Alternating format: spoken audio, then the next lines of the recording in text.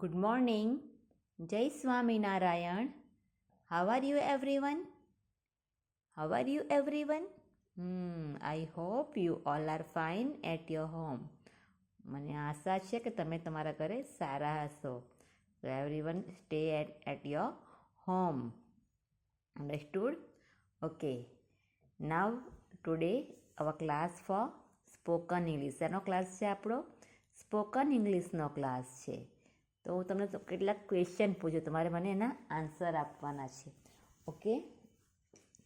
Now how many days make a week? How many days, how many એટલે કેટલા, days એટલે દિવસ, make a week અઠવાડિયું બનાવે. કેટલા દિવસ અઠવાડિયું અઠવાડિયામાં કેટલા દિવસ આવે, મતલબ કેટલા દિવસથી અઠવાડિયું બને?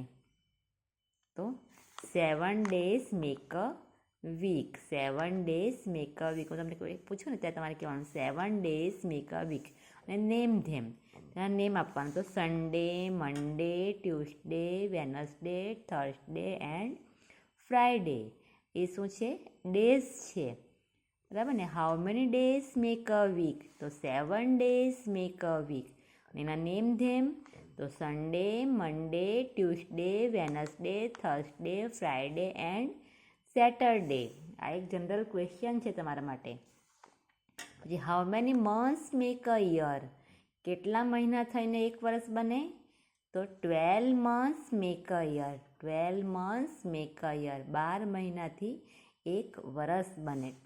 મંથ્સ એટલે મહિના અને યર એટલે વરસ. મંથ્સ એટલે મહિના અને યર એટલે વરસ. હાઉ મેની એટલે કેટલા અને મંથ્સ એટલે મહિના, કેટલા મહિના, અને યર મેક અ યર બને છે વરસ બને. 12 months મેક અ યર. 12 મહિનાથી એક વરસ બને. તો નેમ ધેમ તો શું કહેવાનું? January, February, March, April, May, June, July, August, September, October, November and December. આ બધા શેના નામ મેં બોલી ગઈ? મંથના નામ. શેના નામ? મંથના. કે January, February, March, April, May, June, July, August, September and October. તો પછી ટુડે ઇઝ વિચ ડે? આજે કયો દિવસ છે? તમારે તેનો ડેઝ બોલવાનું કે આજે કયો ડેઝ છે? તો today is Tuesday. Today is Tuesday. આજે મંગળવાર છે ને, તો today is Tuesday. And now which month is now? કયો મહિનો છે અત્યારે? તો now running month is which month?